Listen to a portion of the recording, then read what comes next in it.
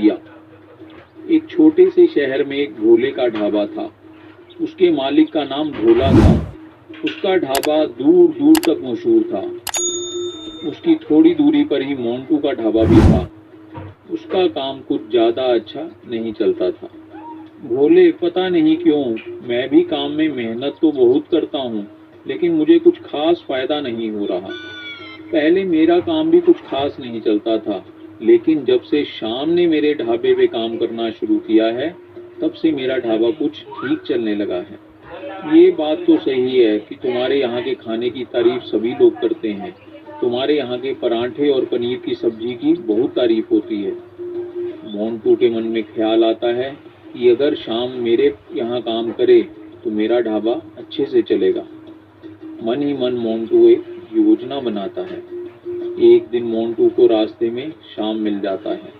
और वही शाम, तुम्हारे क्या हालचाल हैं?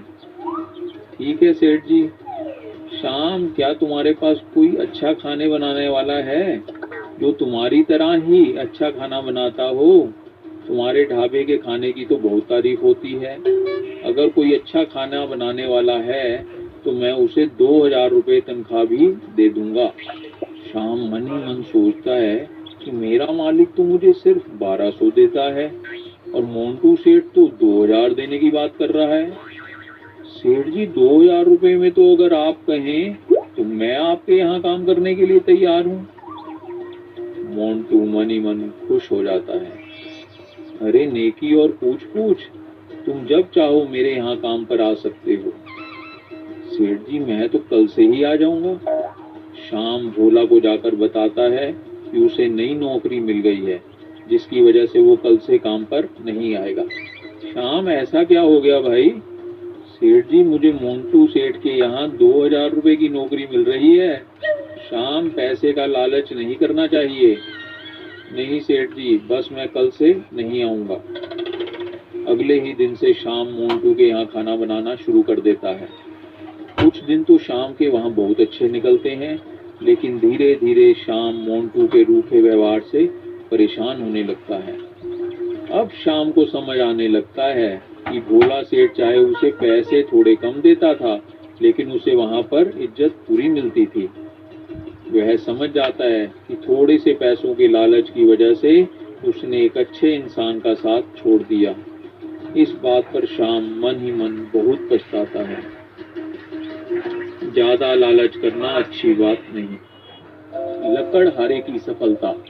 हरिपुर नाम के एक गांव में सूरज नाम का एक लकड़हारा रहता था। वह जंगल से लकड़ियां काटकर बाजार में बेचता था और इससे अपने घर का गुजारा चलाता। सूरज बहुत ही मेहनती था। एक दिन वह लकड़ी काटने जंगल जाता है। आज पता नहीं क्यों मुझे धूप बहुत तेज लग रही है। पहले तो ऐसा कभी नहीं लगा।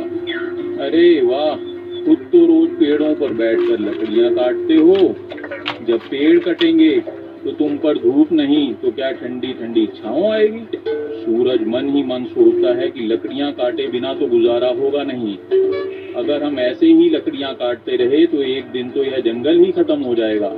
अब से मैं लकड़ियां तो रोज काटूंगा, पर अपने घर के आसपास में पेड़ पौधे लगाऊंगा और उनकी देखभाल भी करूंगा। समय बीतने के साथ साथ जहां एक और सूरज ने अपना घर चलाने के लिए लकड़ियां काटी, वहीं दूसरी ओर उसने जो पौधे लगाए वो अब इतने बड़े हो गए थे कि वह एक सुंदर बाग बन गया। भाई सूरज, तुमने ये जो पौधों पर मेहनत की, उसमें तरह तरह के फलदार पेड़ लग गए हैं। ये सुंदर हरियाली देखकर मन बहुत शांत होता है।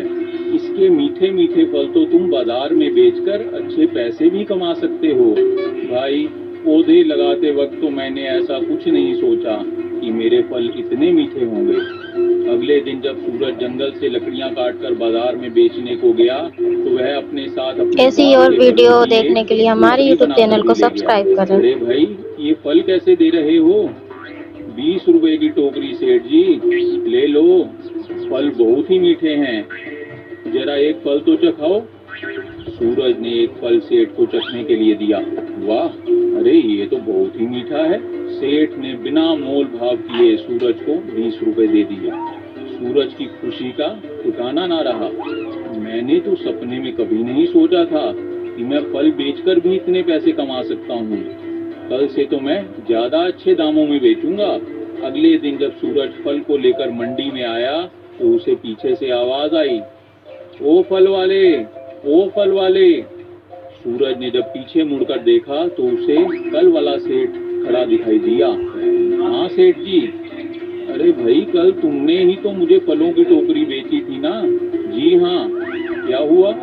अरे भाई, तुम्हारे फल तो बहुत स्वादिष्ट थे। मैं आज फिर से खरीदने आया हूँ। अब 30 रुपए लगेंगे। ले लो भाई, जब फल इतने मीठे हैं तो मुंह मांगी कीमत तो देनी ही होगी।